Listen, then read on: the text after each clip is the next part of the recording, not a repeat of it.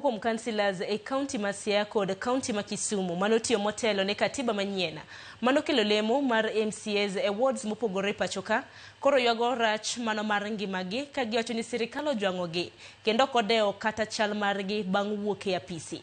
Kotelegi kod jagoro margi Jo Hakim Odido, jotelogo nokwayo jod bura ma pachoka mondo oru kalo chik mateo kaka owinjore ochulgi omenda magaheri maromo gana 30 dwe ka dwe kod omenda mar dhi pacho maromo Sh1.5 million magiwacho ni migawo mar omenda nyocha oseyie mar mondo michulgi, to kata kamano pod onge chike magayo kata kaka chudo makamano inyalo tim.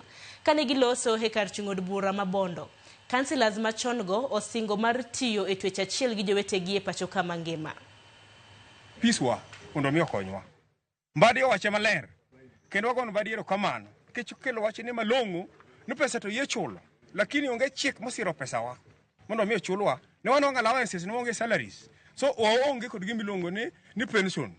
Koro nyaka chik moro kali e parliament masiro pesawa ni mondo mi ochule.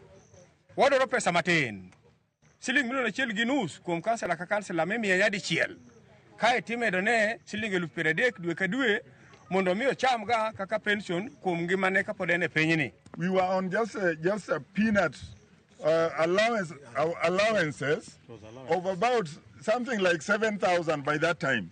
And this is the money which we were managing to make sure that funerals, fundraisings, school fees, and other many things.